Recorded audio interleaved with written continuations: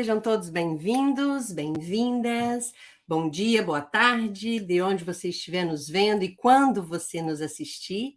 Seja muito bem-vindo ao Proformação, ao nosso colóquio. Essa sexta-feira nós temos um convidado especial, não menos especial que todos os que vieram, mas tão especial para esse momento em que a gente discute ensino de língua, especialmente questões relativas a acesso a viabilizar condições de equidade para o ensino da língua, né? Essa é uma palavra muito bonita e uma palavra que nós estamos priorizando no nosso grupo de estudos, pensar na decondalidade, pensar na equidade, nas condições de aprendizagem, e hoje aqui nós trazemos um querido, um professor, um colega, um pesquisador renomado, do qual nós temos uma imensa alegria e satisfação de ter conosco. Antes de apresentar o nosso convidado, eu vou convidar o meu colega e parceiro desse colóquio, Kleber Aparecido, da Universidade de Brasília. Olá, Kleber, seja muito bem-vindo ao Proformação, a nossa casa aqui dos colóquios mensais. Bom dia, boa tarde ou boa noite, né, Kátia? Dependendo qual parte do planeta que os colegas estão aqui presentes. Eu queria, em nome do nosso grupo de pesquisa, o grupo de estudos críticos e avançados em linguagem, externar a minha gratidão, a nossa gratidão por essa iniciativa, essa parceria com o Proformação, e nós materializarmos mais um evento juntos, mais um colóquio, onde nós vamos ter a oportunidade de discutir um pouquinho essa equidade, né? Porque hoje parece que essa discussão está muito no nível talvez epistemológico, ontológico, mas a gente está interessado em discutir num nível praxeológico, como implementar essa equidade por meio da educação linguística. E hoje a gente vai... Desculpa, Cléber, de não me interromper, como humanizar o nosso olhar sobre a educação linguística, né? Exatamente. Especialmente nesse momento, nessa semana, né, Kátia, aqui em Brasília, a gente, depois eu vou fazer menção isso no final da nossa live hoje, está se pensando muito nas dimensões, né, da igualdade racial no Brasil e novos documentos que poderiam nos auxiliar. E eu estou convicto que hoje, com a interação com o professor Raul Mora, nosso querido amigo, nos dará condições de a gente rever um pouquinho de como implementar, talvez, uma política propositiva em prol das diferenças presentes no nosso próprio país. Eu acho que isso é de suma importância. Eu queria mais uma vez, Kátia, te saudar de uma forma muito carinhosa, agradecer muito a todos os pesquisadores do GECAL que estão nos acompanhando e os diferentes colegas, né, de diferentes partes do Brasil que estão nos acompanhando agora no YouTube. Sejam todos muito bem-vindos nessa iniciativa. Sim, claro. E faço então o convite, estendo o convite à nossa colega Neuda Lago, da Universidade Federal de Goiás. Ela irá fazer a mediação hoje com o nosso convidado, o professor Raul Alberto, e a mediação será em língua inglesa. Espero que vocês possam aproveitar ao máximo e também as nossas referências no final dessa live. Fiquem até o final, porque vocês vão poder receber as referências dos próximos encontros e nos acompanhar. Também nos acompanhem nas redes sociais. Nós estamos ao máximo que podemos e ao nosso ritmo, oferecendo a vocês parte da nossa discussão, parte da nossa produtividade no grupo. Neuda, seja muito bem-vinda, querida. Essa casa é sua, sinta-se à vontade, tome o seu espaço. Não escuto, Neuda? Agora. Kátia, querida, bom dia, Kleber, que alegria estar aqui com vocês, meus amores do coração, né? Bom dia a todos, todos, né, aqui no Brasil, boa tarde, boa noite para quem nos assiste em outras partes do mundo. É uma honra participar como moderadora desse colóquio sobre multimodalidade e criticidade no Sul Global. Eu vou fazer uma pequena descrição pessoal para quem nos ouve, mas tem deficiência visual, né? Acredito que Kátia queira deixar primeiro a minha parte. Vocês querem despedir primeiro, Kátia? E depois eu faço... Claro. Fique à vontade. Desejo a todos uma excelente manhã. Ao final do evento, o Kleber fará as honras da casa. Eu tenho uma atividade acadêmica agora e vou precisar me ausentar.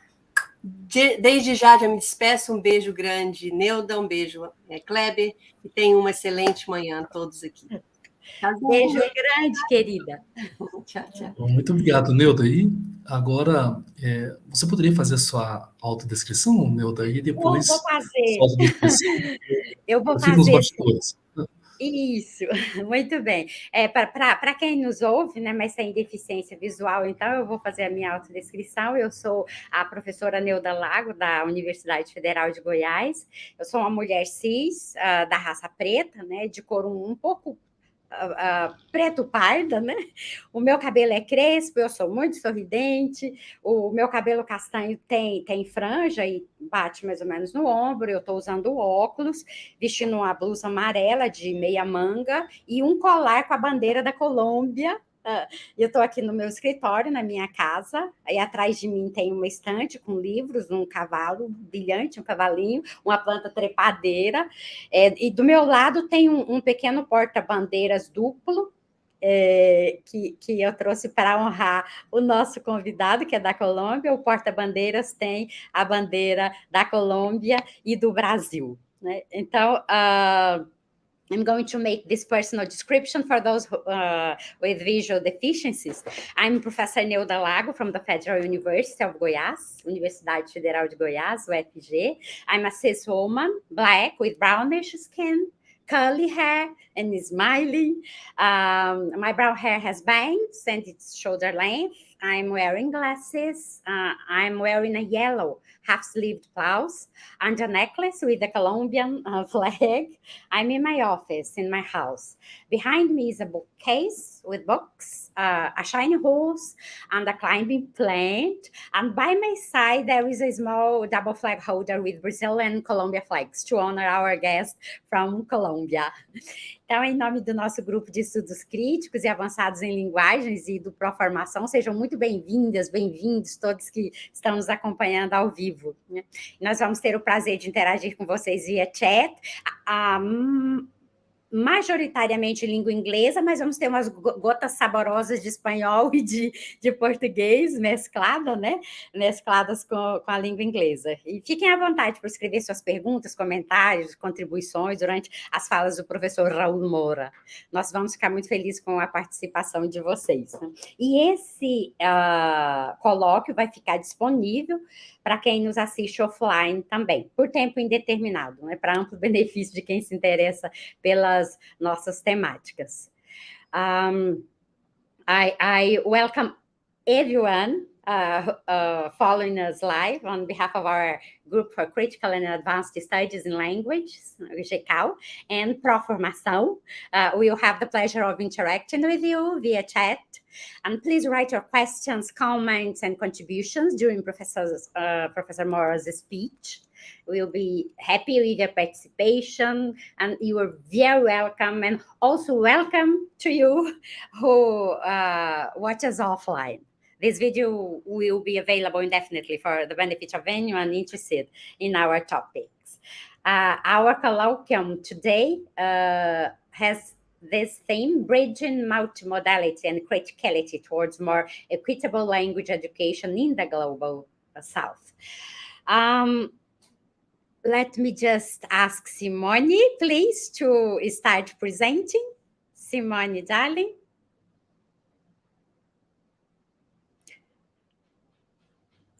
We are going to have some visual aids here to help us, yeah.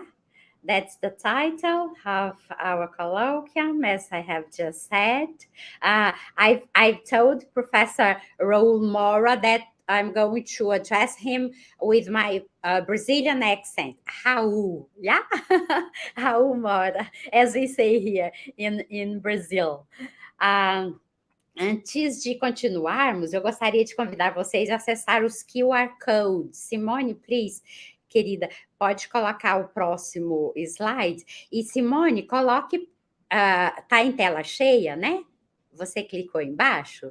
Tá ainda um pouco pequeno, ali do lado direito, isso. Isso, perfect, thank you. Então, a gente convida vocês a acessar os QR Codes que estão aparecendo aqui na tela para que vocês possam conhecer um pouco mais do trabalho que o Proformação e o GECAL, o UNB, tem realizado, né? Nós temos trabalhado com um enfoque em temas como educação linguística crítica, formação de professores, letramentos, né? Que alguns já dizem ser redundante chamar de letramento crítico, mas letramentos críticos, ou como vocês preferirem chamar, políticas linguísticas, internacionalização, multimodalidade, só para mencionar alguns dos tópicos que nós trabalhamos, né, aqui no GECAL e para a formação. Our today's speaker is a very distinguished professor and scholar who studies the implementation of alternative literacy paradigms in second language education and research. He also studies second language literacies in physical and virtual spaces and the use of social critical frameworks in language education. Before we can listen to Professor Raúl Mora, I'd like to introduce him to you by showing some very relevant aspects of his personal life. So please, Simone, let's move on to his favorite companions. Yeah, thank you, darling. So here you have the person Raul spends most time with in the world, that is Paulina, his wife, watching TV, doing academic stuff, walking their dogs along the fjords, cooking, drinking coffee. The next slide shows us their dogs, yeah, because we can't talk about Paulina by not mentioning his favorite non-humans, their favorite non-humans. Here you have Connor MacLeod and Duncan MacLeod, their whips. Yeah, we've just had the pleasure to meet Duncan off stage. It was great. They're very cute and wonderful. All right, so moving on, Simone, please, let's go to Raul's favorite part of his house. That is his office area. Yeah, so that shows us how much he loves his work. And then moving on to his favorite place in Colombia. It's a city called Salento, as you can see, very green, very beautiful city. And it's located in the middle of the Andes. Yeah, it's a coffee town. And as currently, Raul is not in Colombia, he's in Norway. Yeah, so let's see also his favorite place in Norway. Yeah, here you have it. It's almost like a Norwegian Venice, yeah? All right, Trondheim. Forgive me for the pronunciation, yeah? My Norwegian is not very good. Okay, and then one of his most memorable trips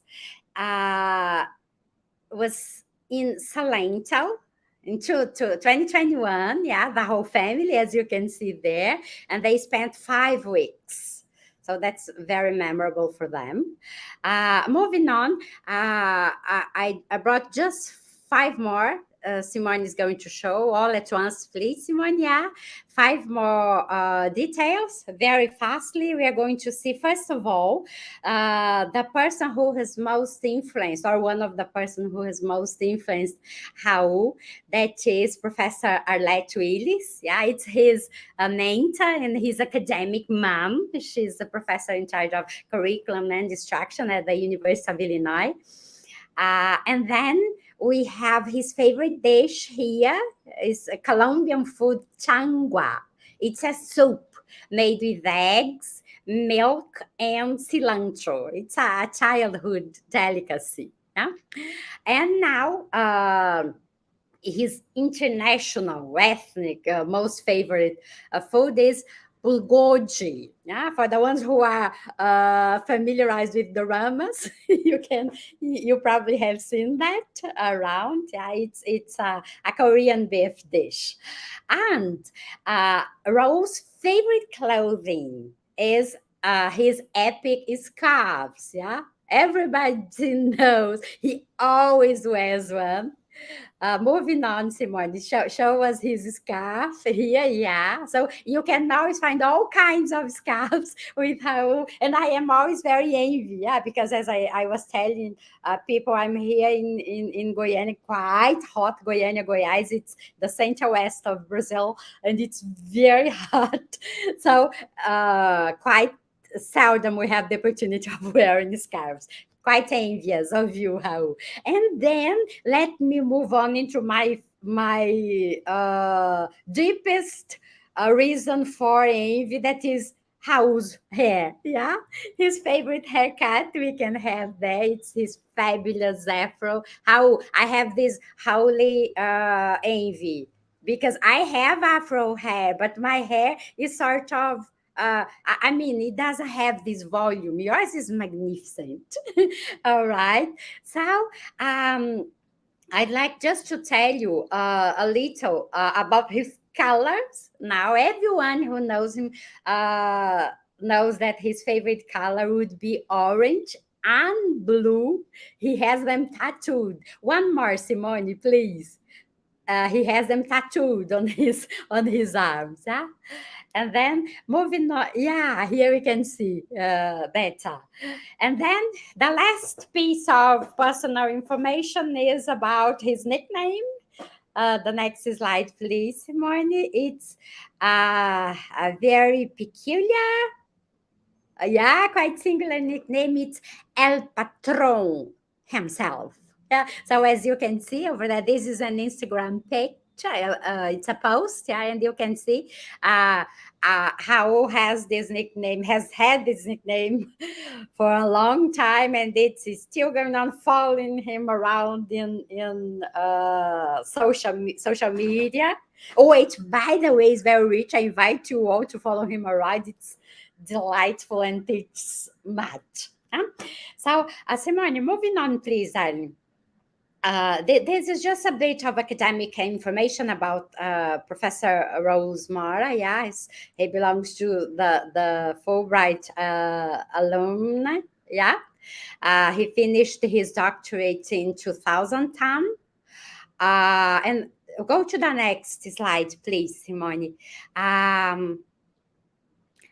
The next slide brings us this information. Yeah, he's an associate professor of English education, literacy studies, and it's at the Universidad Pontificia Bolivariana in Medellín.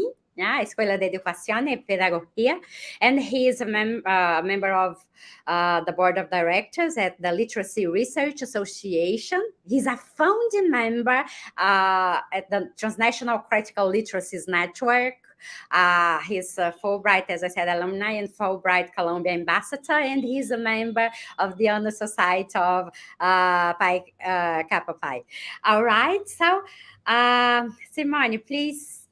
Here we have all his most standing achievements, and among his many prizes, I brought here just the Divergent Award to your attention.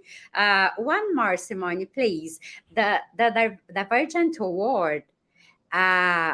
You may, Simone, pode clicar uma vez mais? Isso. Yeah, thank you. That's an initiative for literacy in a digital age by Oklahoma State University. Yeah. And it's a prize for individuals, publications, organizations devoted to promoting new ways to look at literacy today, ingrained in principles of equity and social justice. So congratulations, Professor Mora, for being awarded the 2023 Divergent Award. And then I brought here, Simone, o próximo, just some of his publications, his many publications. He has many articles published, and I brought just some images of some books. And in these books, he either co-authored or he has chapters. So I brought here the Handbook of Critical Literacies. It's quite recent book, 2021. And then in this book, the next one, he has a chapter, Increasing Student Engagement and Retention Using Online Learning Activities. The next one, please, Simone. We have two more books. So, próximo slide.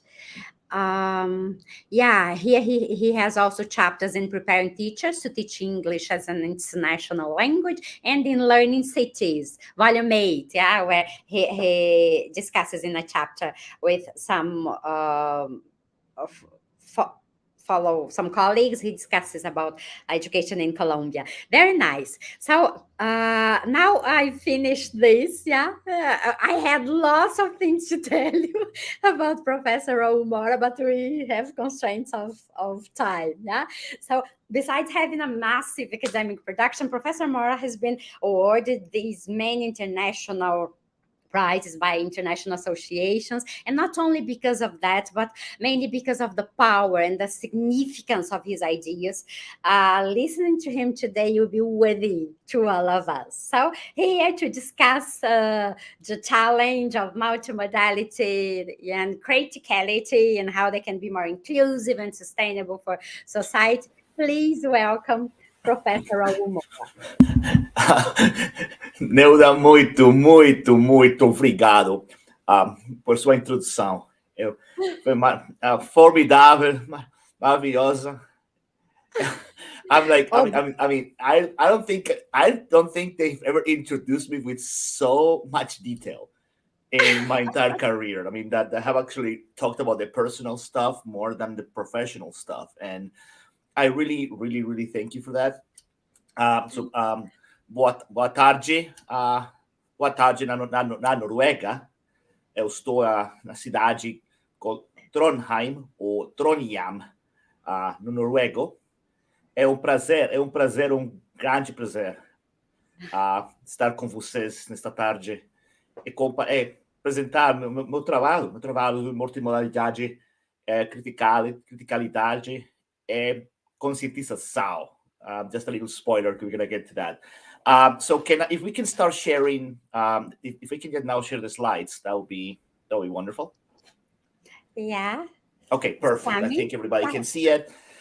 So before we begin, and just to follow along Neuda's description for folks who are watching this, I'm sitting in my office for visually impaired people. I'm sitting in my office. I am wearing a very colorful headband. I'm wearing headphones, glasses. I wear a bow tie, a scarf, and a coat.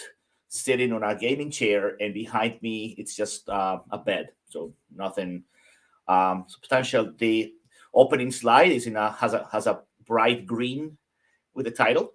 And so the title says Bridging Multimodality and Criticality Towards More Equitable Language Education in the Global South. Before we even begin, I think it's important to recognize all the indigenous and originary peoples that are around the world, and particularly the ones that intersect this research. On the one hand, the Embera, the Senu, and the Kunatule as the originary peoples that have long inhabited and cared for the lands of Medellin, Antioquia, and Colombia, and of course paying tribute to the Sami peoples who have long inhabited and cared for the lands of Norway, and of course the multiple indigenous peoples that inhabit the land of Brazil. It's important to always remember that we cannot think about equitable language education unless these policies also include originary peoples and their ancestral languages and their ancestral traditions. If without it, we cannot begin the conversation about equitable language education. Now, my presentation, I'm going to go through 5 points, and I'll try to go as quickly as possible within the time I have. First, clarify a little bit what I mean by Global South. Second, walk you through how this framework, this work where we bring multimodality and criticality, how it has evolved within with my team of co-authors, which I'll introduce throughout the presentation and then at the end. A little bit how we ended up getting into this idea of multimodal conscientização, this conscientização multimodal, and why it's important to really go into why I went into the conscientização and why I went deeply into taking a second closer look at Paulo Freire. Then I'll just go show you a case study of how multimodal conscientização operates as a sense of transformative praxis, and then some final considerations in terms of the idea of equitable language education.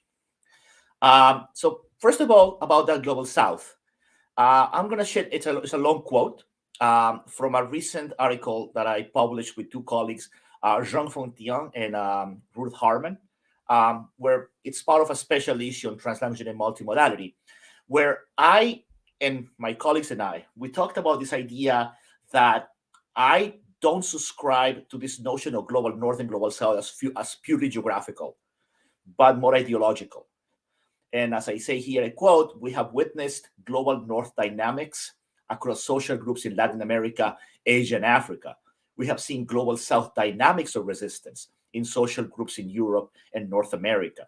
And again, how going for this geographical divide fails to recognize that this is beyond geographical location. It's about how I see the world, how I conceive resistance, how I conceive resilience, how I conceive the struggle, la lucha, the fight, la lucha.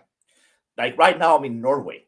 I mean, the variable global north, but I don't see myself as a global north scholar. I see as someone who's going to continue fighting for the vindication and for the validation of the scholarship that happens in the global south in all the languages in which it happens, with all the discourses and the knowledges that are part of that global south.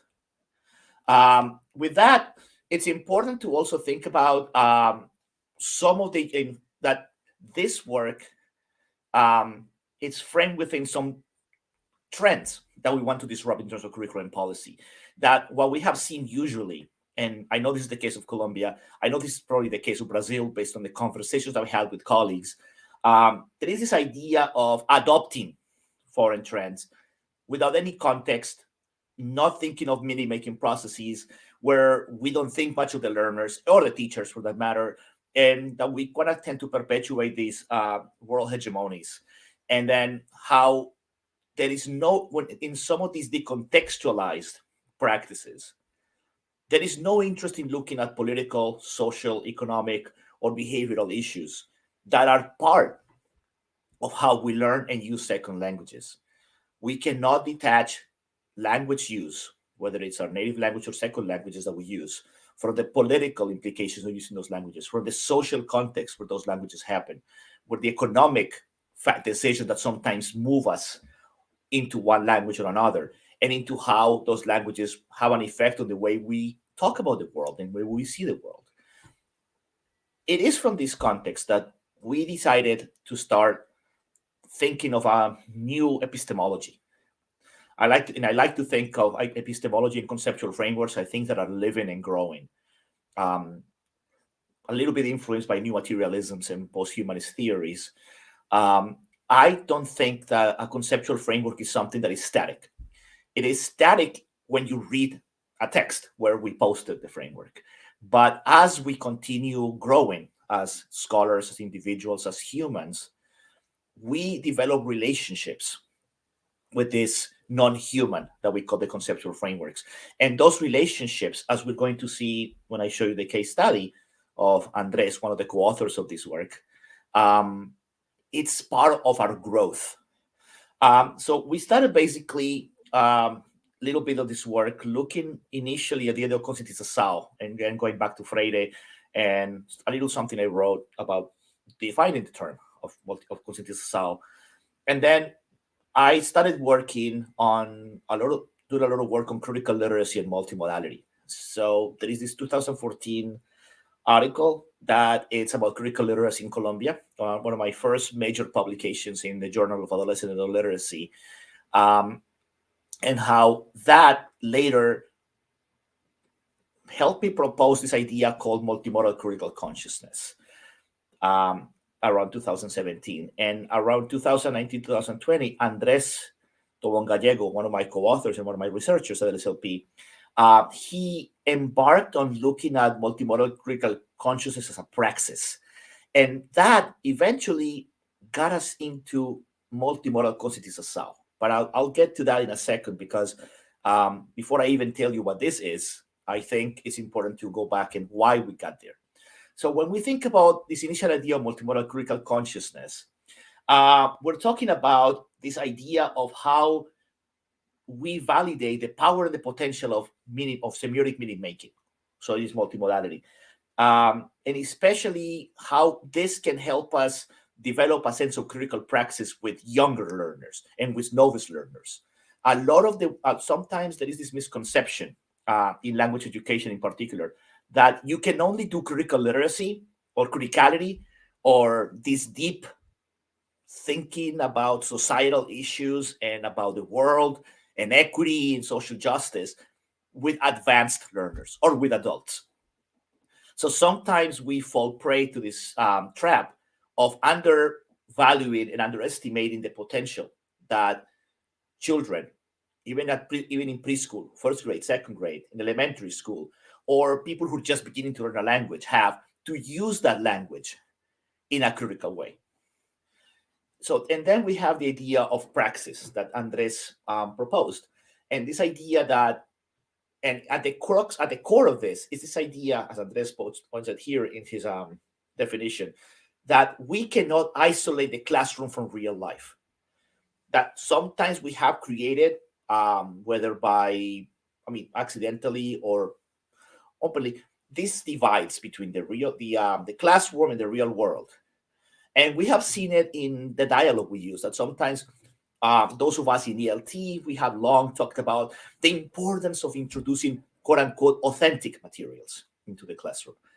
And whenever someone says we have to introduce authentic materials into the classroom, my first question is, why? Are we saying that the classroom is fake? Are we saying that the language that happens in the classroom is fake? There is nothing more real than a classroom, if you want to make it real. So I think that's where this idea of multimodal critical consciousness praxis comes in. But as we went deeper, and also through conversations with colleagues and hearing colleagues talk about these ideas, we ended up looking at the idea of conscientização very carefully. And we decided we wanted to go and look very carefully at the work of Paulo Freire and see, okay, what are we missing? And I give credit to conversations I had, in particular, and I heard from two colleagues. One is a Brazilian scholar in the United States, Sandro Barros. Sandro, if you're watching this, thank you for the conversations. And another one is a Black scholar in the United States, David Stovall, who's also made some very strong points about how we need to read Freire carefully and how we cannot lose some of the idea that sometimes are lost in translation or are lost in implementation when looking at Paulo Freire. So as we were building this framework, I decided to go back and read carefully. And specifically, I wanted to take my time to read very carefully the book Conscientização from 1979 by Paulo Freire. And I'm going to share two quotes from Conscientização that I found to be incredibly powerful in the development of this conceptual framework. So in the first one, Freire says, Estou absolutamente convencido de que a educação, como prática da liberdade, é ato de conhecimento, uma aproximação crítica da realidade. And I want to emphasize that aproximação crítica. Education has to be critical. Education has to be a gateway into criticality. And that is the struggle that brings us together as a local community. That's the la lucha that brings us together and should bring us together as a community. And that was the first idea. But then when I looked more carefully, there was a second point in the same book that Paulo Freire makes, and I think it's important to point it out, when he says, a conscientização nos convida a assumir uma posição utópica frente ao mundo. Posição esta que converte a conscientização em fator utópico. And I really want to emphasize this idea of the posição utópica. One does not do criticality, or one does criticality because things are not working, or because something is wrong, or because we have to denounce the inequity. But staying in just denouncing inequity without start to think about the solutions to that situation, that's not being critical. One does not do critical work, whether you do critical literacy, critical pedagogy, any other form of criticality. One does not do it out of despair. One does this critical work out of hope and love. Hope and love have to be at the core of these critical perspectives. And I want to apologize for 1 second if you hear all that crazy barking, is because Paulina has returned and Connor and Duncan are just wilding out. But so I apologize if there is a little barking there. But once again, I repeat this part. One cannot do critical work out of simply despair or sadness. We cannot forget that critical work involves joy, involves love, involves hope, and that's an important element into these conversations. So with that little interruption, let's talk a little bit then about what multimodal conscientização is. And I really want to emphasize here that I really wanted to use the word conscientização. I did not want to translate it. I didn't want to translate it into conscientization or critical consciousness. Or no, I had issues with people who wanted to translate some of my work on, and they said, no, we have to say, no, I don't know. This word, you cannot translate it. If you translate conscientização, you're going to lose a lot of the spirit. A lot of the spirit that Freire wanted to bring into the conversation when he saw those educators in Brazil doing this work, and he decided to play with it a little more and take it to another level. So the concept is multimodal conscientização. The word, once again, it's untranslatable, no matter the language. It's conscientização. And in this sense, we really want to think about 3 elements. First of all, how we use multimodality at the service of the utopian praxis. How multimodal community making, it's a commitment to also disrupt this idea of multimodality as a tool. Multimodality is not just a tool. Multimodality is a way to make messages. Reducing multimodality to making videos, that's a disservice to the social semiotic element that is part of multimodality and the social within the social semiotic. And it's idea that we put multimodality at the service of people and their cultures and their realities, and not people at the service of the multimodal tools. The tools the tools support our meaning-making processes, not the other way around. So I think that's an important element. And as I go with that, now I'm going to show you Andres' journey through multimodal conscientização, because his classroom experience has been instrumental in helping me reflect on how this becomes something else.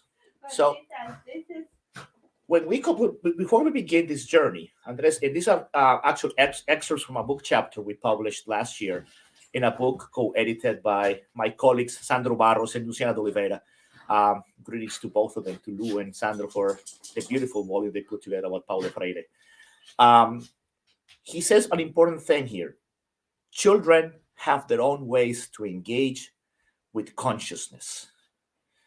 We don't start conscientização with advanced learners or adults. If we want to start doing conscientização when our students are teenagers or they're adults, or when they have the advanced level, it's too late. We have to engage students in conscientização at the very beginning. And they can engage with conscientização at the very beginning. Again, children have their own ways. It's just that we need to be open to recognizing those ways that are not necessarily the ways in which we develop that sense of conscientização. They have their own ways. And it's important for us to go and ask and learn from the children and with the children before we even pretend to start teaching the children. All right, Connor, I know you agree with me. Awesome. So Andres did this in 3 stages. So first of all, and he decided to tackle environmental issues around the school where he was. And he starts with this idea of the environmental sensitization, where he engages his students to express critical thoughts while practicing their language, the language they're learning. But at the core of learning this language, they start showing you that they're deeply concerned about the environment. They start to show that they're deeply concerned about the environment. And sorry, just reading some of the comments here. And yes, that's one of the things of when you work remotely and you have dogs like to bark. And over the past, since the pandemic began, I've embraced the fact that, yeah, it's going to happen. And it's just part of it's part of the atmosphere. I wouldn't have it any other way, by the way. I wouldn't have it any other way without listening to Connor and Duncan being part of my classroom experiences. I wouldn't have it any other way. So back to this. I think it's important how through the drawings, they begin to use the vocabulary they're learning to show concern about the environment. And then Andres does this second thing, where he talks about reality contextualization and multimodal consistent praxis development. Mm-hmm. And that is where you say, let's turn text into actions. So they did an activity where he walked the students into the forest, and they did a walk in English. Students listened, they repeated, and then they planted and buried messages, as it says here, as a symbolic representation of providing something to those devastated lands due to human expansion.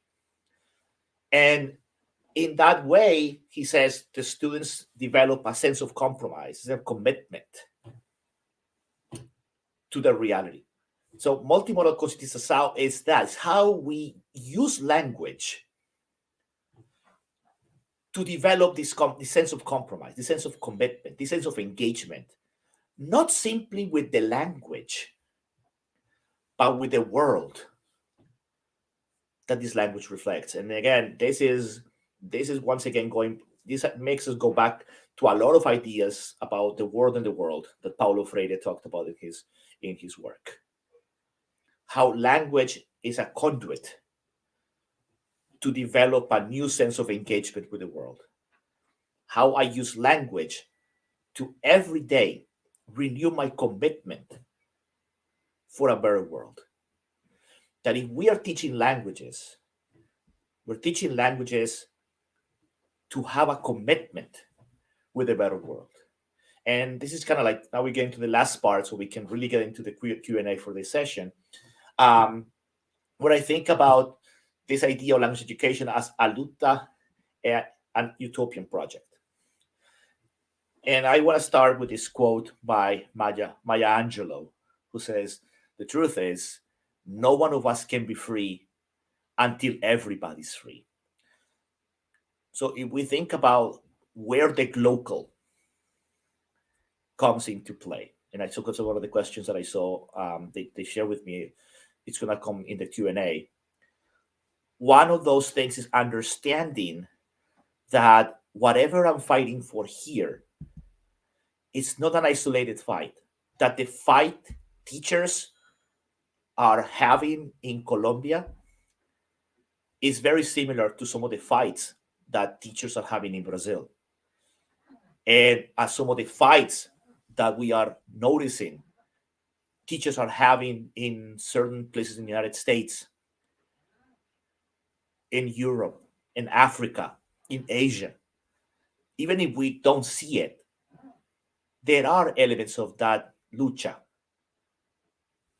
that cross borders, that connect us to those, at least when I like to think about the umbilical cord that crosses the earth and otherwise we know as the equator. No one of us can be free until everybody's free. So if I want to get into multimodal conscientização, first of all, you have to start rethinking and understanding your current educational context and practices. You need to know what it looks like in order to deconstruct social structures. So if I'm not aware of the policies and I'm not aware of the curriculum, I cannot begin the deconstruction. I cannot do deconstruction out of ignorant bliss. I can only engage in deconstruction as something really conscious, not even aware, conscious. So I can do the deconstruction. And part of the deconstruction then involves this idea of how I think about my classroom beyond the four walls. So how I think my classroom beyond the four walls. And finally, how I empower students and how I empower teachers to raise their voices. I cannot simply, if I cannot think about, we say here empower learners, but when I say empowering learners, it also means empowering teachers. We cannot empower students without empowering teachers. Once again, none of us can be free until everybody's free. I cannot empower teachers without empowering, I cannot empower students without empowering teachers. If I do all the work in empowering students, but teachers are still disenfranchised, then we're not getting into these possibilities. And then I leave you with 3 questions about how to start thinking about multimodal conscientização. First of all, how do we think about teaching and research as reflexivity and creation, and not simply compliance? Once again, I say this often, going back once again to Paulo Freire in Pedagogy of Hope, when he says, teaching and research are connected. We have to think of teaching and research as something that is linked. Sometimes we have detached research from teaching. We have detached them, and we have to bring them back together. And I'm talking about at the level of higher education, at the level of the elementary schools. Those 2 things are connected. And the second question is as we think about teaching and research, how we think about that as transformation, love, and hope. Again, we cannot do critical work out of despair. And I'm realistic. I know that the world is complicated. I know how difficult things are right now. So I'm not doing this as wishful thinking or like I'm just putting literal or metaphorical earmuffs. No, I know what's going on. But in my work, I also refuse to let despair win. And it's difficult. I'm not saying it's easy. It's difficult. It's difficult. But I cannot let darkness win. When I go into my classrooms, I cannot come with darkness. I have to go with light, with love and hope that we together can do something bigger. And then finally, how do we engage with these languages to join the struggle against all forms of oppression? It means interrogating my own practices as a language educator. It means interrogating my own practices as a language researcher, as a literacy researcher, as a mentor to my students. And that is what multimodal conscientização is. And I leave you with a parting thought from the 4 authors of this piece, Andrés Tuan Gallego, María Camila Mejía Vélez, and Effie Agudelo, that this is an invitation to look at text design, going back to Freire's dream to build better worlds to the words in the texts that we choose to use and create every single day. And as we keep saying, that's our dream. That's a commitment. Esta es nuestra lucha. This is our fight. And these presentations are nothing but an invitation to all of you to join a luta, la lucha, from whatever front you're in. Because at the end of the day, and people who follow me on Instagram, since I mentioned my Instagram, there are a couple of hashtags I use all the time when I say, we are the village, to talking about, in this case of academics, I say, we are the village, and we are all we got. I mean, we are in this together. Wherever in the world we are in this together. That's the fight. That's the struggle. but first of all, we have to understand that we're in this together. That sometimes it feels like we're alone because we don't see people around us. But when we start looking, we're not alone. We're in this together. And I leave you with that thought before we start the questions and the further conversation that I hope this presentation will elicit. Of course, to learn more about the award-winning Literacies in Second Languages Project, or the LSLP Legion, the community without which any of this would never have been possible. Or if it had been possible, it would have taken me twice as long to get there. This is my village. This is my village right here. This is my village. My Legion is my village. It's a big part of my village. And I always give them credit wherever I go, because it's their energy, it's their commitment that has made the work we do in this field that we built, called Literacies in Second Languages, possible at all. So you're welcome to join us online. You can check our Linktree and Linktree/LSLP Legion. And if you go to the Linktree, you can see our website, and you can see our Instagram, our YouTube channel, and all the other ways in which we communicate with people around the world. So with that, just want to say muito obrigado a todos vocês por a invitação, por a conversação. É prazer de fazer parceria com todos vocês. Ser parceria acadêmica, parceria da vida com todos vocês. Muito obrigado. And now I just look forward to the questions and the conversation that comes after this. Raul, querido, thank you very much for your words. Indeed, that was a very inspiring, very thought-provoking lecture. A solid ovation to you.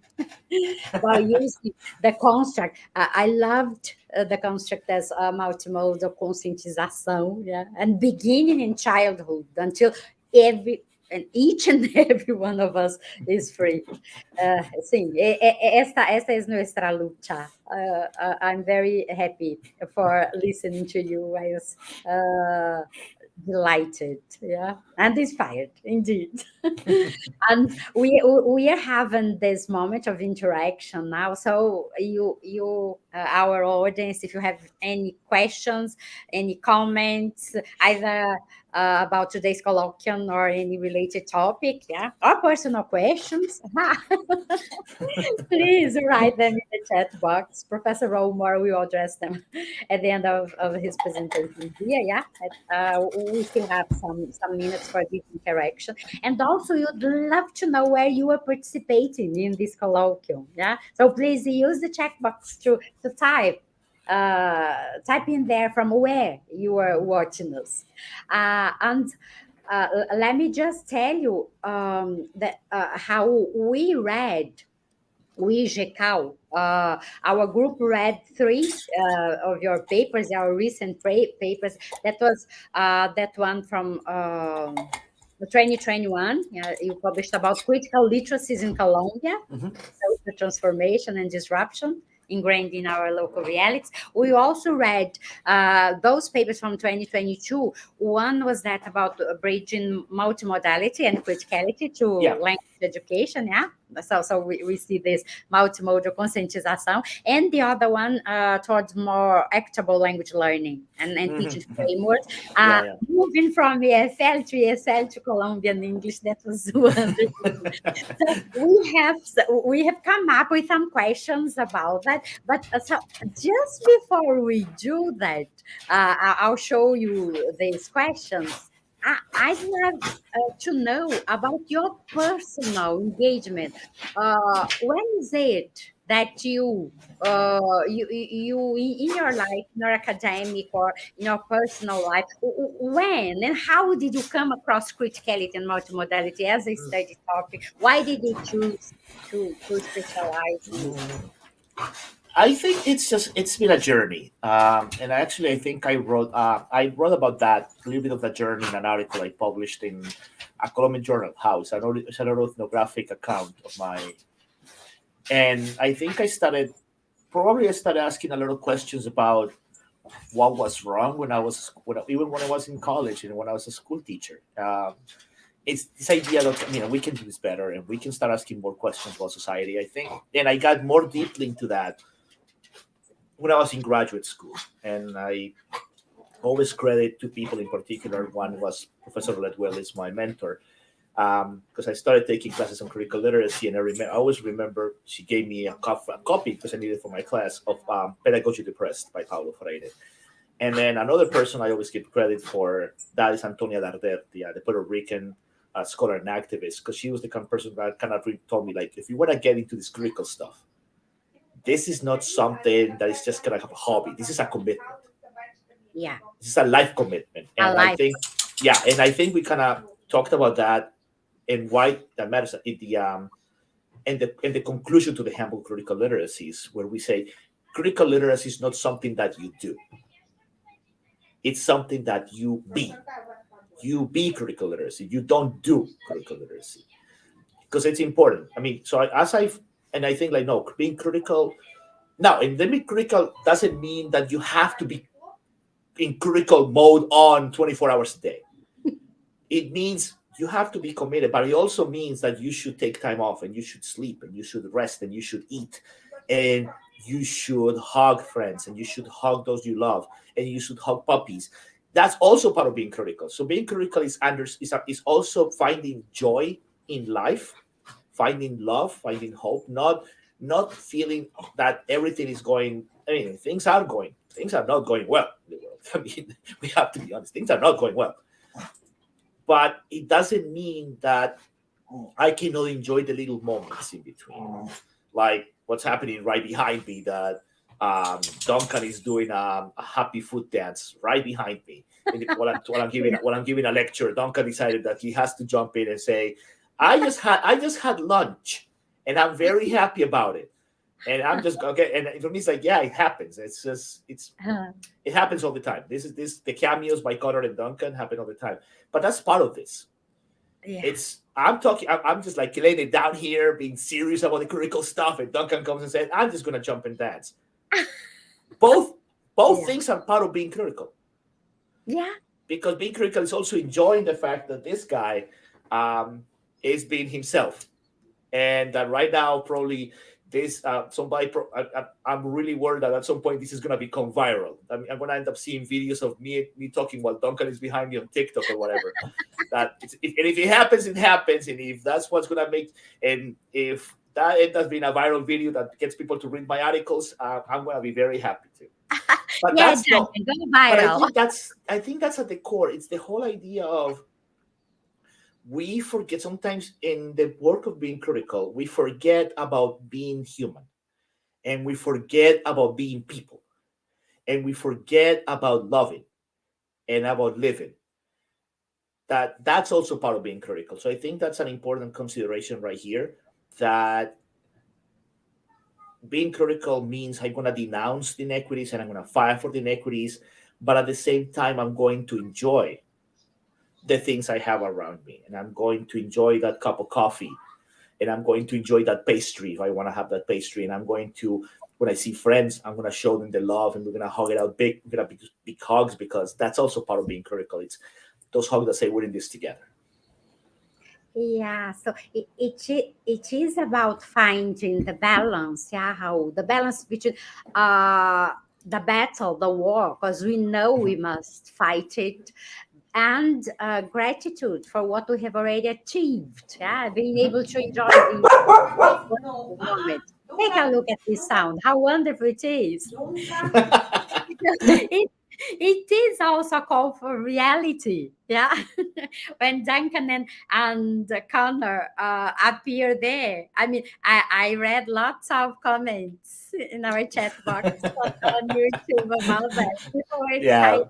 And it's very relevant to know that our scholars, the ones who are defending this utopic world, the betterment of the world we live in, are human beings with very basic human needs and very basic human routines. So that's wonderful.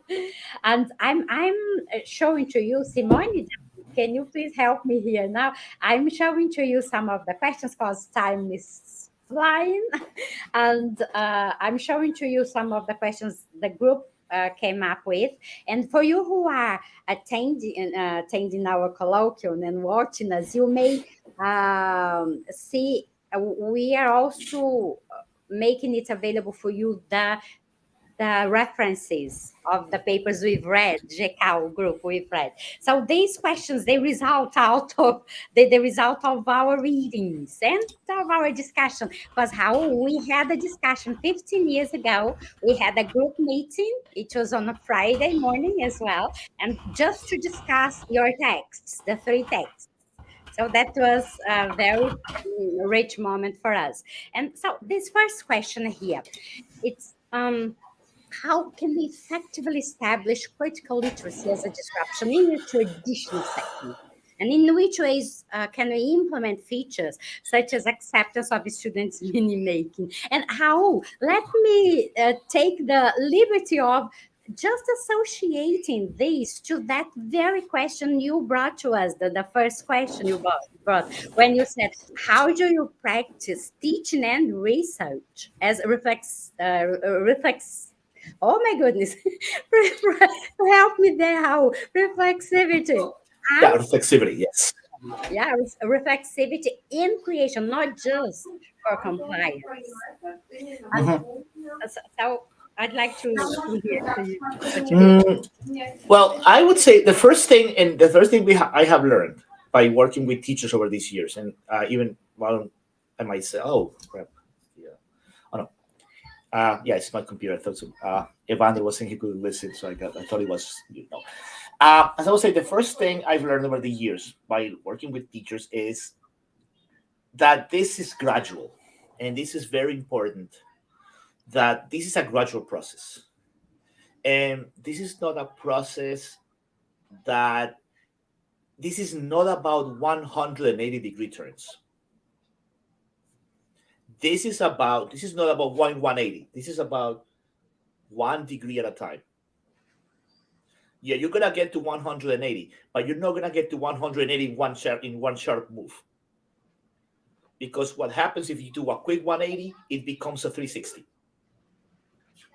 That's the thing I learned, first of all, when you want to start establishing critical literacy, is that if you go for a full 180, that is going to become a 360. It means you're going to go back to the beginning.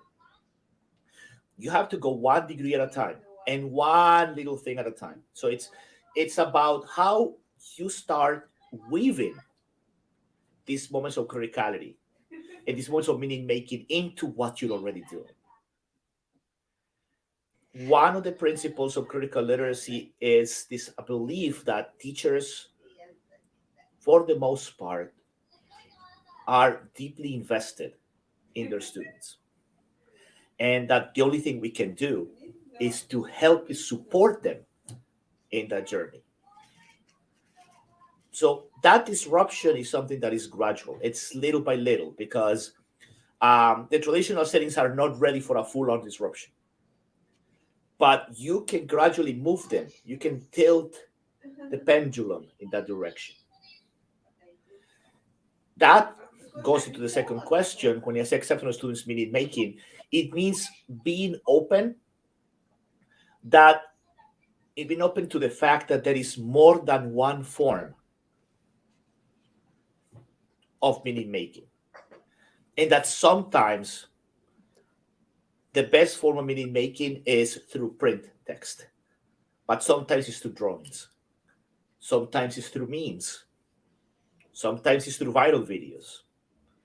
So it's understanding that the meaning making entails a diversity of forms of communication. And once I understand the diversity and I embrace it, and embracing meaning making means accepting that there may be some forms of meaning making I am not very well acquainted with.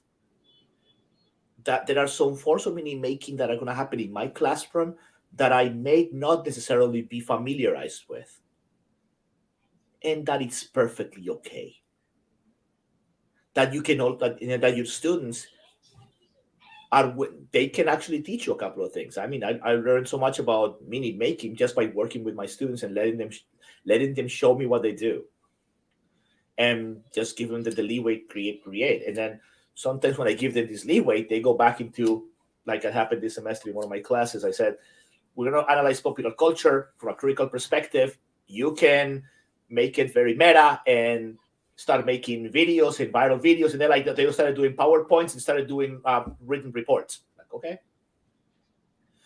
They thought that was the most effective form of communication, a written report, an essay. Okay, fine. And they imbued the criticality in that. Some of them said, we're going to do infographics. Fine. But meaning, in that sense, I have to open the possibility. And it's interesting, once you open the possibility, how many students go back into the canonical text or the traditional text. But you let them get there. You don't force them to get there. And I think that's the part of disrupting this idea. It's disrupting that there is only one way to produce text, that there is only one way to make meaning. And let students discover which ways of meaning making are the best for the message they want to send. And again, you'd be surprised. You give them the option of making something viral, and I was like, "Yeah, make memes viral." And they're like, "Yeah, I'm just gonna write a paper." Okay. If you feel that the paper is the way where you can pour your criticality into, go for it. No, I'm not gonna be the one to stop. I'm not gonna be the one who's gonna stop you. That is wonderful, Raul. And you see, this idea that it is gradual, it's something that we must go and be aware that it's going to be slow. Yeah. It's a gradual process, but it's not something, from one day to another, and then we are just, you are coming up with everything solved at once. I'm a literature professor. I'm not a language professor, but and you even mentioned in one of your papers that I refer to here that we've seen some studies in Colombia about literature teachers and professors including criticality and multimodality into their curricula. Yeah, but then this is something that let me share this with you. I use this thing called logs. I don't know if you've heard about that before. I ask my students to read all the literary texts and some theoretical texts from literary criticism beforehand. So it's a sort of inversion in the classroom. They must read. In literature classes, there's no way, yeah? If I mean, for us to have a very rich interaction, we must know the same text so that we can discuss and create upon it, etc. But then I ask my students to write these logs. The logs are very short piece of writing where they summarize the literary text and express their impressions, their responses to that text based on anything they've heard before, any theory any literary theory they've read before, or their personal responses. And at the beginning, the first semesters, when students start doing their logs, there is this resistance to, how am I going to criticize this? I can't. I'm not able yet. So they resource to authors, to literary critics, and then I myself give them some resources. I refer them to some sites and etc. and some books, but then I emphasize with them. I want you to tell me your personal response to that, how it is that affected you personally. So tell me. And there is this strong resistance at first. Later on, they get used to that, and they realize they are able to produce a wonderful, very well-grounded literary criticism. But this takes time. So I agree with you. This is something very gradual, yeah? Yeah. So let us move on to our second question. Please, Simone. That is quite. Oh, it's okay. That's very small, yes, but I think Yeah. I can read it. Yeah, how to. So, in which ways, how can we move from local to global? And then the question is in terms of curriculum, national journals, graduation program courses, decentering and decentralizing, minority scholars and languages. So, any of these aspects you want to say? Yeah, that's a really good question. I think I started laying out some of that stuff here in the presentation. And it's first of all understanding that there are some issues in education that go beyond geographical location, and some of the issues that we're dealing with, issues of access, inequity, connectivity, what have you, they happen everywhere. So I think the first thing we have to acknowledge is that this is not just happening in one, that some of the issues that, for example, happen in rural areas in Brazil are issues that happen in rural areas everywhere. So in that sense, when you think about the global, it's also looking for examples and looking for successful experiences in other places, but moving away from the traditional places where we always look for information. So it's when we say start thinking global south, means stop thinking of the traditional places where we always look. And the traditional places means both the geographical places, but also the sources where we look for. So yes, it's important to look at the scholarly literature, but then expand your search into looking at scholarly literature from other places you don't traditionally look for. But also look at what people are doing at the community level. There are solutions that are happening at grassroots levels, in community centers, in community groups, in neighborhoods, that I can easily apply into the curriculum. Yeah. So it's that, in that sense, in the sense of, let's begin to use, how are we building networks with other people around the world? Because one of the problems we have, and that's why we have to move from the local to the global, is that the local has this tendency to create silos. So it's like, oh, I'm just me dealing with my problems, and it's you just dealing with your problems. But when we sit down and we talk, when you and I sit down and talk, be it through emails or messages or this, we start realizing, listen, there are a lot of things that I can learn from you can learn from me, and we can build together. So I think that's the key right here, and it is something that has to go beyond the official channels. The local also means, let's think of ourselves as community, and let's think of ourselves as how we exchange ideas. When we talk about decentering and decentralizing, what I'm saying is move the conversation away from the traditional places and traditional outlets. And a lot of people are, and again, some people talk about in the sense of decoloniality, in the true sense of decoloniality, it's that move away from the traditional, what we consider traditional knowledge, or traditional, or what we validate as, or the traditional forms of validation of knowledge. And as I said here, minority scholars and languages. I mean, even thinking about the local to the global, it means also, for example, questioning the politics of citation. Whose work are we reading? Whose work am I reading? In what languages am I reading? I mean, and again, knowing that one cannot have access to all the languages. But as we build networks, we can find people that can help me find those minority languages and that minority scholarship and bring it to the front. If I have it, use these spaces like this to validate those local knowledges, to validate the voices of teachers, and validate the knowledge the teachers bring to the table. And how from the local to the global also involves helping these teachers and these community groups also access some of these traditional outlets of communication that like academics, we have to publish in journals and book chapters. I keep saying, who are we bringing along? Are we inviting teachers? Are we inviting students? Are we inviting community members to write with us? Because that is another way to promote the work.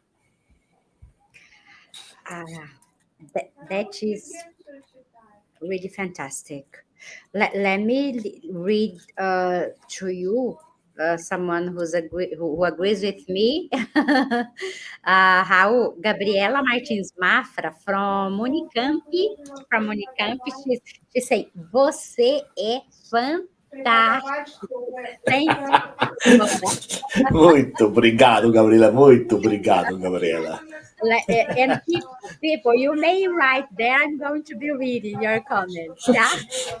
The other question, question 3, Raul, is it's a more personal question, but also related to the topic. What is social justice for you personally, and how can you achieve it?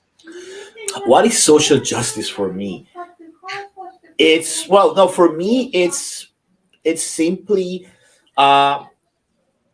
thinking about whose voices we're hearing and whose voices we're not hearing, and what I can do to bring those voices so others can hear them, and not simply speaking for them or about them, but bringing them here and then take a seat and let them talk. It's how I bring people and we let them talk. And it's how we think about the purposes, like I'm thinking about in terms of language education, ingrained in social justice. It's why are we learning languages? Why are we teaching languages? It's a question. I always like, why are we learning languages? What is the point of teaching English or teaching Spanish or teaching Portuguese? And I'm thinking about those languages that have, their own histories of domination and oppression and hegemony within their own DNA, so to speak. How do I use that? So if I'm teaching English, who am I teaching English? For whose purpose and for whose benefit am I teaching English? When I write and I publish in English, why am I doing it? Is it just because I simply say obeying the expectations, or is there something deeper beyond that? So for me, those are things about social justice. It's about who also gets to sit at the table. We all talk about this idea, or if we do, or if we need something better than a table. Maybe social justice is not about bringing people to sit at the table. Maybe it's coming with something much better than the table, where we can sit or stand and be in community. But I think for me that part is being in community, and it's also about what I'm willing to do. Yeah. To make things better from whichever angle I'm working on. And I think it's important because sometimes people think social justice and they think about activism and they think about that activism is that this is just going to certain places and standing with signs. There are so many ways to become an activist, and there are so many ways to become a co-conspirator. I have chosen teacher education as the arena where that's my first line of defense. That's where I'm going to be doing a lot of my social justice work. By working with the teachers who are going to be in classrooms. So when they are in the classrooms, they don't fall prey to the traditional practices that we have, fallen prey to in terms of language, that we fall prey to these ways in which we expect them to talk or we expect them to write, that we know that have their past histories, how we move past those models. That for me is, that kind of encompasses how I understand social justice. And I understand that as something that I have to constantly be reminding myself of, so I don't fall back, because it's easy to forget about that for a moment, or just make it performative. And I don't think that has to be performative. It's something I'm going to do, even if no one is watching. And I'm going to do, even if no one says congrats, no one pats me in the back. No. I'm going to do it because it's the right thing to do, as Paulina has reminded me multiple times in our journey as critical scholars. Yeah. Great. That's a great reminder, Paulina. And I don't know if it was Connor or Duncan. He was also reminding you of something there. One of them was. Yeah. So, just to let you know, Bruna Barbosa has said that is amazing, Professor Mora. Okay, and moving on to our next question, please, Simone, darling. Let's see. In question 4, we asked about language policies. Yeah. So, please, Simone, move to the next slide. Yeah. And when we were discussing about your text, this came up a lot, yeah? How are and were educational language policies constructed in Colombia? And let me just tell you one experience that Professor Kleber had just had at the moment we were discussing this. He had just been invited by our education department, our Ministério da Educação, to a discussion. Yeah, it was a group talking about the textbooks and language policies in general. And then he stated this condition to participate. He said, I may go, but then he demanded that one teacher from elementary school and one student, a graduate student, could accompany him there. And this is something very common here in Brazil. Our language policies, they are usually built taking into account the ones who truly work, elementary school teachers, high school teachers, people who are there in the front. Yeah. I'd like you to tell how are the language policies constructed over there in Colombia? Okay, I am going to give you an answer, but before I even do, I am a firm believer of giving credit where credit is due, and not saying that I got all the answers and everything figured out when there are people who have been doing much deeper work than I have in these areas. So I think, although I'm going to give you an answer that is going to be very accurate, I think there are quite a few other Colombian scholars who will give you a way deeper answer than I have. So people like Adriana González Moncada from Antioquia, Jaime Usma, Carmen Herrera Guerrero, José Aldemar Álvarez, and a few others will probably give you better answers than mine. And I am perfectly comfortable with saying my answer is going to be good, but their answers are going to be better.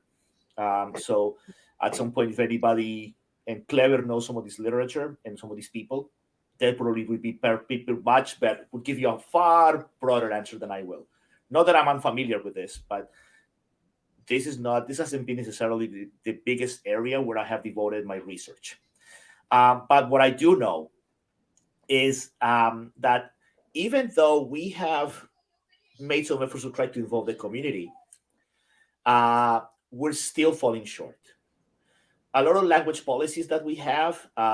So on the one hand, we have in our constitution, we recognize the indigenous languages, Afro-Colombian languages, Romani, and Colombian Sign Language as languages of the land and native languages to those minoritized populations, indigenous people, Afro-Colombians, etc. On the other hand, some of those languages are far from being completely and carefully woven into these curricular perspectives. So we still have national bilingual plans that mostly focus on languages like English, but they're not putting English to coexist with indigenous language. By coexisting means, I don't mean in the sense of colonizing the languages, but in the sense of one among many. When I think about the idea of coexistence, English is one among many. It shouldn't be the chief language, but one among many. When I think about language coexistence and I think about ecosystems theories, English is one language among many, and one language that has been in Colombia since the 1600s. But it's one of over almost 90. And I think the language policies need to construct that ecological view where we recognize the languages. We have made strides in the sense that at least we have documents in the law where we talk about different stakeholders that we need to bring to the conversation. But we need to go deeper. And any language policies or any ideas, discussions about bilingualism that do not bring the indigenous language into conversation are always going to fall short, because we're disregarding, we're leaving out the conversation a lot of people who are part of this community and who arguably have been in the land much, much longer than many of us have. And we cannot disregard that historical element. Indeed. Agreed. Totally agreed. How we are running out of time, so I'm going to skip the questions. Our group had prepared 8 questions, and those 8 were already summarized. But I'll stop here on question 4 so that we just go to the audience. I have just some questions. I'll read the first one for you now. It's from Evandro Rosa de Araújo. Evandro, querido, muito obrigada por estar aqui conosco. And his question is, I work with adult people in my school, EJA. EJA, Raul, stands for Educação de Jovens e Adultos. It's usually people who left school and come back years after, yeah? Evandro asks, I work in the countryside. How to promote the critical education teaching in this context using multimodality? Conscientização. Oh, that's a wonderful question, and muito obrigado por sua pergunta, Evandro. I think one of them, it's even looking at the notion of multimodality as text creation, and there is one thing I have used to introduce multimodality to students, and it's actually a lot of students, even in rural places, they have phones, and they have phones that have the capability of having a camera and having video. And I have talked about the idea of using what I try to call minimalist videos, where the minimalist video is something that I build or I create just by using a phone and everything I have in my pockets, literally. So when I teach that multimodality to my students, I say, well, we're gonna make videos using your phone and whatever you have in your pockets or whatever you have in your bag and nothing else. And then use that to talk about something. So use whatever you have in your pockets to make a video to talk about an environmental situation that is happening in your neighborhood. It's understanding, again, going back to the idea of conscientização, going back again to Freire. How when Freire was working with adults, he wanted them to be able to use the language to talk about things that really mattered to them, things that were very important to them, and then use those tools they had at their disposal to talk about things that mattered to them. So how do you promote critical education using multimodality? You can help your students create texts that are multimodal. And I mean, talking about videos is one, posters or anything else, where we're going to use the language to talk about things that matter to you. When I get my students to talk about things that matter to them in a language they're learning, that is the beginning of critical education. When I get to use the language to talk about things that are important to me, can be something as banal as music or fandom or comics or video games. But if I get my students engaged to talk about their language, about things that are important to them, that is the gateway to critical education. So critical education, it's not necessarily, we have to talk about the environmental and society. No, that you're going to get there. But you get there by engaging your students to talk about things that are important to them. And then when they can talk about things that are important to them and they feel confident in the use of the language, what comes next is, let's talk about our environment. Let's talk about our surroundings, our neighborhoods, our barrios, and let's see what's going on. All right. Evandro, again, thank you for your question. Raul, thank you again. That's wonderful. I'll read to you just a Alessandra's response to you. Alessandra is from Curitiba, da Universidade Federal do Paraná, and she said, great. Thank you, Professor Mora. And can we get into and I really want to get into Valkyria's question, because we are moving she always has the best she always has the best questions. It's always it's always a pleasure, an honor, a delight to have someone who has shaped the work that we do in literacy, Latin America's Valkyria in the crowd. It's always a delight and an honor to be in conversation and fellowship with you. And short answer, yes. Now let's go into the long answer. No, the short answer is yes. The short answer is absolutely. Because when we think about the idea of design and the idea of this idea of multimodal text, multimodal content is a SAO, it's worth building. I mean, it's understanding that the text, and again, going back into Freire's idea of reading the world and the world, the text is not detached from reality. The text feeds off of reality, and it helps construct reality. So when I'm creating text, I'm creating and recreating worlds, and I'm creating and recreating the world that we live in. So yes, text design is world design, because the world is made of multiple texts. Once you start thinking of text not as print words or as spoken words, but of everything that we have here, everything when I see your image and when you were describing it to the people, all that is text. And it's a text because everything has a purpose. So you had a purpose when you decide to wear that the yellow shirt, and you had a purpose when you brought together the two flags of Brazil, la verde amarela, and the Colombian flag, and then you have the pendant with the Colombian. It's all part of a text. And the text is, I have a colleague from Colombia who now lives in Norway, and probably he misses Colombia a little bit. So I'm gonna give him a little feel. I'm gonna make him feel a little bit in Colombia, and I loved it. And if that was the purpose, I don't know if that was the purpose, but that's how I read it. And that's world building.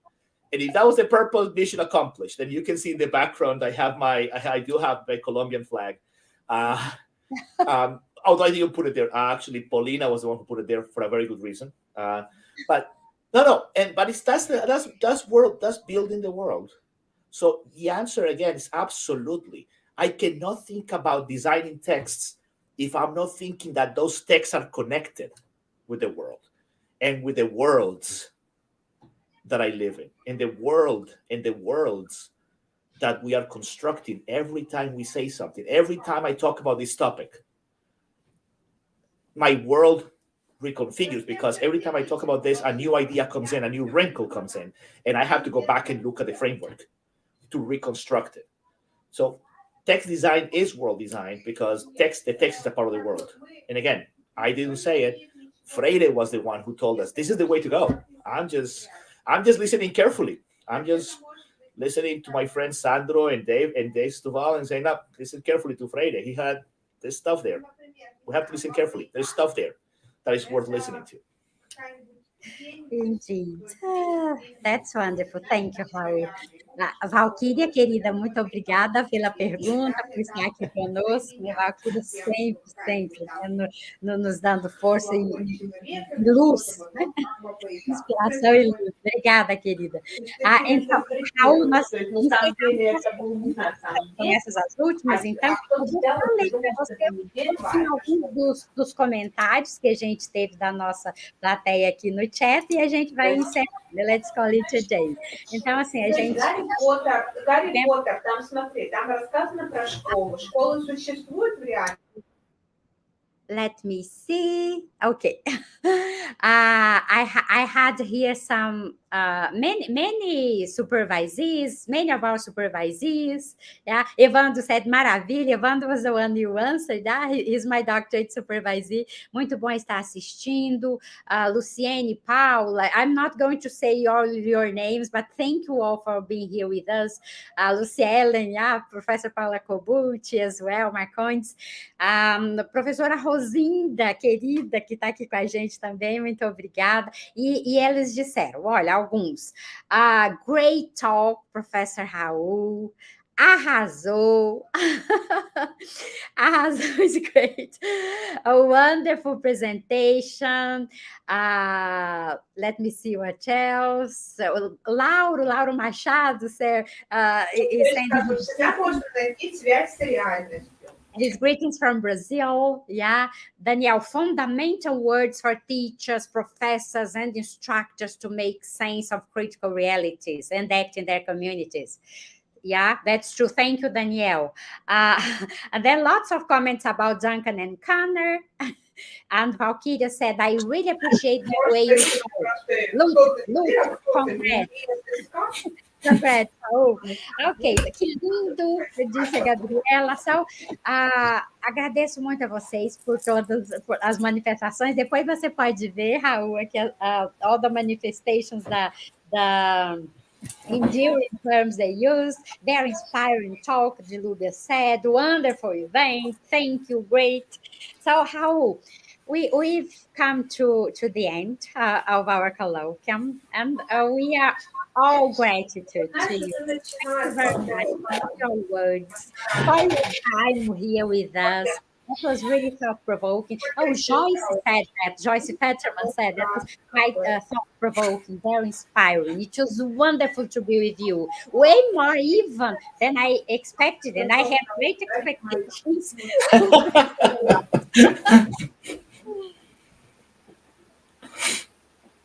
Thank you. Thank you all for this moment. And once again, I really mean it. It's nice to be part of this. I mean, it's nice to feel that there is a village, and that I'm part of that village. And I'm honored that Brazil has, over the past I think for almost the past decade, since some people heard about me via two good friends and mentors in Bill Cope and Mary Calancis. Once you heard about my existence, a lot of people has reached out from Brazil to communicate, to create networks. I still feel really sad that unfortunately I was planning to go to Universidad Estadual de Campinas 3 years ago, and the pandemic stopped my trip. So I still have the hope that I can grab my bags and get on that plane and go to Brazil and work with you in Brazil. I mean, I'm hoping that can happen in the near future, that I can be there in person and exchanging ideas and, really improving my Portuguese. I look forward to that. But for now, this is the way that we build the village. And I'm honored to be part of that. So it's an honor. It's a pleasure. It's a delight to be in fellowship with everybody. There's a lot of work we have to do, and we're still doing the work. So that's my hope, that we continue doing the work in fellowship, in community, together, because we may be thousands of kilometers away from each other, but I always tell Paulina that sometimes we see that, sometimes watching TV or stuff like that, you see people in Africa doing dances that are very similar to the ones we do in Brazil and in Colombia. And I'm like, I keep telling them, yeah, because there is one line that is there is a umbilical cord. It's called the equator. That is not just a node. That's not a line. That's a cord. That's the umbilical cord that joins us together, that joins the global south together, the line of the equator. So we're connected by the equator, and we're one community. It's just we're scattered around the planet, but we're still one world, one community, and we have to keep building it together. So all my gratitude for this moment, for this conversation. My cup is filled again. Continuing moments like this, fill the cup, recharge the energy, and it made me happy to, continue doing the work with all of you.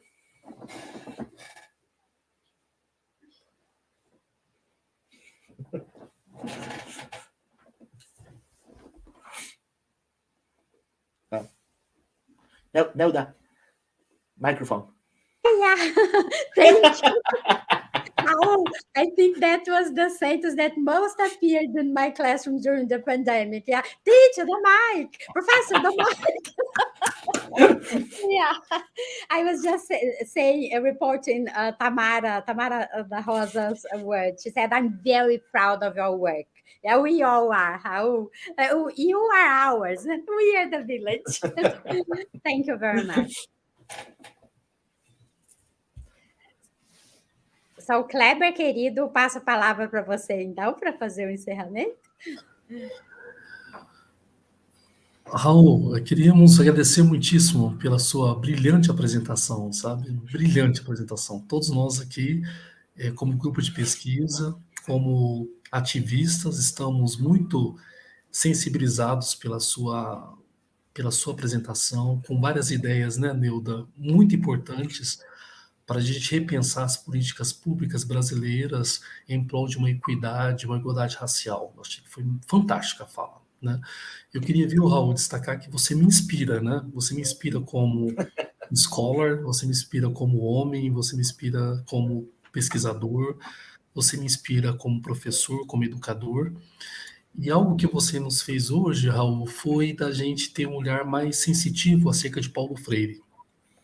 Infelizmente, nós vivemos num Brasil em que nós estamos reconstruindo agora as políticas públicas e por muitos anos Paulo Freire foi deixado de lado, infelizmente. E aí, quando eu vejo um pesquisador como você, do Sul Global, que tem como base toda a praxeologia, a terminologia freiriana, que compreende de uma forma profundamente Paulo Freire, isso nos motiva a continuar nesse ativismo em prol da construção de políticas públicas. E, Raul, já vou aproveitar, já vou quebrar o protocolo. Nosso grupo de pesquisa tem interesse que você venha para Brasília como professor visitante em 2024. Em breve, vou realizar um convite aí para você. Você pode ficar 1 mês com a gente, ou 2 meses no 2024. Eu acho que, pelo Cap Sprint, eu acho que seria um privilégio, né, Milda, para nós ter o Raul face, sabe? Eu acho que vai ser maravilhoso nós estarmos juntos aqui. Então, eu queria, em nome do nosso grupo, viu, Raul, te saudar de uma forma muito carinhosa pela sua brilhante apresentação. E certamente acho que é a segunda, terceira ou quarta de várias iniciativas juntos que nós vamos fazer. É algo que você falou que me tocou profundamente, é que na discussão sobre a linha do Sul Global, parece que tem a linha do Equador como a divisão. E nós estamos dispostos a criar uma nova comunidade, né? Uma nova comunidade. E eu acho que uma comunidade que tem que se respaldar na filosofia Ubuntu, né? Que numa filosofia Ubuntu, uma filosofia africana, ninguém nós somos, né? Então nós somos Colômbia, nós somos Argentina, nós somos Brasil, nós estamos juntos, né? Como uma mesma comunidade para pensar em parcerias, projetos, iniciativas. Eu queria mais uma vez, Raul, te saudar de uma forma muito carinhosa e agradecer muito essa oportunidade que você nos deu nessa manhã belíssima, 28 de abril de 2023. E Kleber, só antes de a gente encerrar, eu gostaria de, junto com toda essa nossa gratidão, Raul, por essa manhã maravilhosa que a gente passou aqui, já convidá-lo e convidar também a nossa plateia para o nosso próximo colóquio, que vai ser em maio, né? E a gente vai ter conosco a professora Cassandra Muniz. Vocês estão convidadas e convidados, e eu espero que seja maravilhoso também, como a gente teve aqui com o Raul. Perfeito. Dia 17 de março, né, Neuda, nós tivemos a Viane Silvestre, da UEG. Dia 28, que é o dia de hoje, tivemos o privilégio, né, de ouvir Raul Mora. No dia 26 do 5, né, a Cassandra Muniz, que é uma pesquisadora muito querida por nós, que tem trabalho em questão de raça no ensino de línguas, na Universidade Federal de Ouro Preto. E no dia 23 do 6, a professora Soledad Origione, da Universidade da Argentina, irá discutir com a gente um pouquinho sobre internacionalização. Então, eu queria destacar a grande satisfação de ter tido já a Viviane Silvestre, hoje o privilégio de ouvir Raul Mora, e no mês que vem, se você puder nos acompanhar no YouTube, vai ser um prazer recebê-los virtualmente aqui na Universidade de Brasília. E mais uma vez, viu, Neuda, eu queria saudar o Raul, agradecer muito o nosso grupo de pesquisa, o grupo de pesquisa avançadas em linguagens da UNB, e agradecer também a própria formação, que é nosso parceiro para a materialização dessa iniciativa. Aí eu passo a palavra ao Raul, depois a Neuda para fazer os seus agradecimentos finais. Apresentar com vocês essa manhã belíssima, virtualmente. Muitos abraços, saudades para você, Kleber. E Raul, abraços, beijinhos, que a gente manda muito aqui, beijinhos para você, beijinhos para vocês todos, todos que estiveram aqui conosco, vocês que estão nos ouvindo depois, né? Estão nos assistindo offline. Thank you very much indeed. Muitas gracias. Muito, muito obrigada a todos. A todos.